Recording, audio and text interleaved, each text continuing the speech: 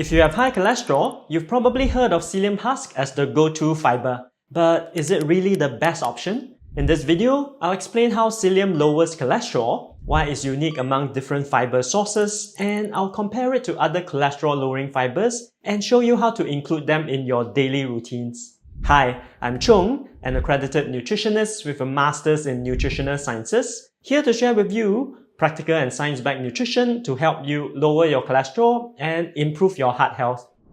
When we think of fiber, we often think of roughage. That is the stuff in fruits and vegetables that keeps our bowels regular. But did you know that not all fibers are created equal in terms of what they do in your body? So to see whether psyllium really is the best fiber for cholesterol, we need to look at three key characteristics of any fiber. First is solubility. That is, does the fiber dissolve in water? Second is viscosity. That is, does it thicken and form a gel when it dissolves? And third is fermentability. That is, can your gut bacteria break it down to produce beneficial compounds? Let's start with insoluble fiber, which is the traditional fiber that usually first comes to mind.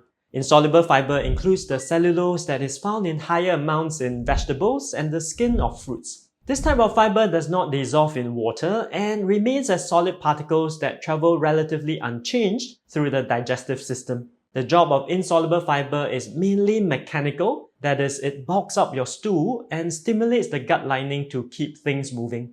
This is excellent for preventing constipation and maintaining regularity, but it does not have a direct impact on your cholesterol levels. On the other hand, we have viscous fiber that are generally larger fiber molecules that are soluble and form a thick gel when dissolved. Examples of viscous fiber include beta-glucan found in oats and barley, as well as pectin found in fruits such as apples and oranges. These fibers dissolve in water to form a thick gel-like substance, and this viscosity is the secret weapon for managing blood sugar and, as we will discuss shortly, lowering cholesterol.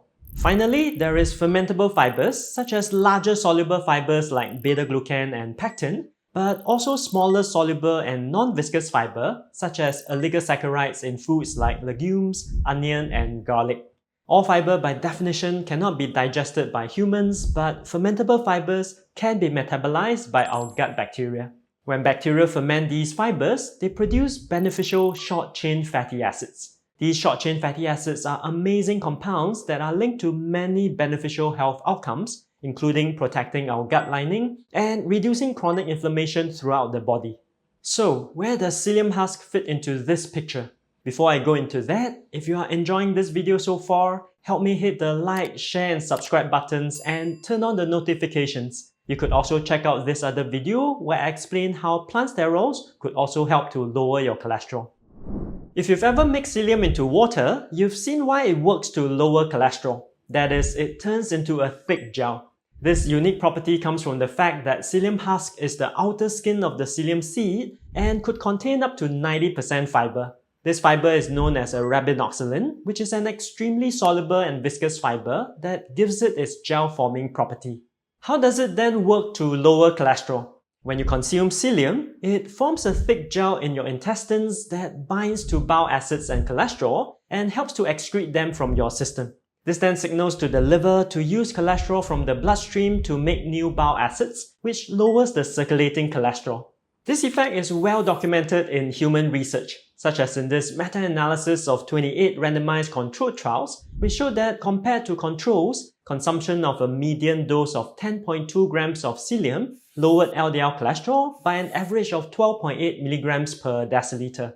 This other study then showed that the effects of psyllium could be dose-dependent, with a dose as low as 5 grams per day, lowering LDL by about 5.6%. However, even though psyllium scores high marks on its cholesterol-lowering properties, in terms of fermentability, it is not that amazing. The structure of psyllium fiber is unique in a way that prevents our gut bacteria from breaking it down. This means that psyllium fiber does not help to produce beneficial anti-inflammatory short-chain fatty acids that you will get from other fermentable fibers. Given these unique properties of psyllium fiber, how should you use it in your daily routines to help lower your cholesterol? Before I go into that, it would be amazing if you could help me by sharing this video with someone who might be looking for ways to naturally lower their cholesterol. Psyllium is effective for lowering cholesterol, but it's not the only way to get gel-forming fiber. In fact, there are at least 3 other whole food options that can also lower LDL. First up are oats and barley, which are rich in a specific type of viscous fiber called beta-glucan. Just like psyllium, beta-glucan dissolves in the gut to form a thick gel that traps bile acids, and this meta-analysis showed that at least 3 grams per day of beta-glucan reduced LDL cholesterol by 10.8 milligrams per deciliter. But viscous fiber isn't limited to grains. Pectin is a second form of viscous fiber that's found in high amounts in fruits like apples, oranges, persimmons, and some berries. This meta-analysis showed that consuming 1 gram per day of pectin could reduce LDL cholesterol by about 2 milligrams per deciliter. Based on this, 6 grams of pectin per day, an amount endorsed by the European Food Safety Authority, could potentially reduce LDL by 12 milligrams per deciliter. The third source of viscous fiber is vegetables such as okra and eggplant.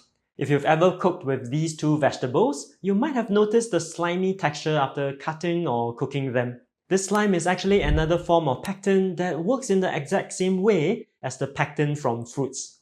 Since fiber from psyllium, fruits like apples, oranges, and persimmons, as well as vegetables from okra and eggplant can all reduce LDL cholesterol, is psyllium really the best option to achieve this goal? The short answer is no, and let me explain why.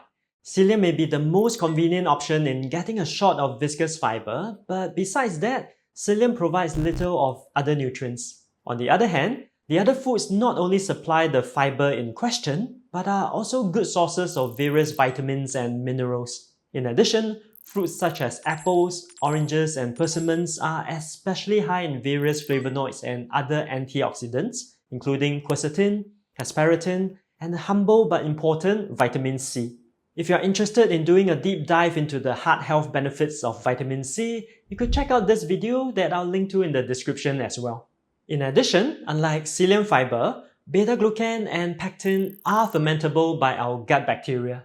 As such, even though psyllium might be a heavy hitter in terms of lowering cholesterol, it unfortunately does not have other gut bacteria-related health benefits such as reducing chronic inflammation.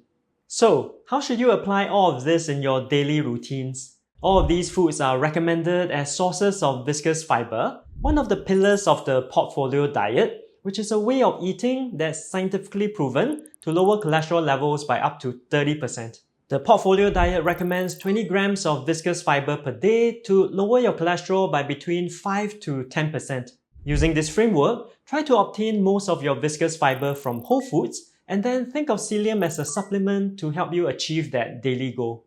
Just a quick aside, cholesterol-lowering food strategies like the plan I'm going to share are what I help my clients with in my private practice. If you've been struggling with high cholesterol and would also like some help on improving your heart health, click on the link in the description and sign up for a free strategy session. Start off your day with 1 cup of overnight oats for breakfast with 1 large apple, which will provide about 4 grams of viscous fiber. For lunch, if you are eating near your workplace, pack the equivalent of 1 bowl of cooked pearl barley and buy some dishes from the economy rice store. You can sprinkle 1 teaspoon of psyllium husk on the pearl barley right before you eat and bring along a large orange for dessert. This will provide about 8 grams of viscous fiber. For dinner, if you're eating at home, have 1 more bowl of pearl barley with 1 teaspoon of psyllium husk and cook around 350 grams of okra or eggplant. That's usually about 1 pack of okra or 1 medium-sized eggplant. With that, dinner will provide another 8 grams of viscous fiber, bringing your total for the day to 20 grams as prescribed by the portfolio diet. Are cholesterol-lowering strategies like this useful to you, or what other content would you like to see more of? Let me know in the comments. In the meantime, check out these other videos where I explain how you could use various foods to reduce your risk of cardiovascular disease. See you in the next one.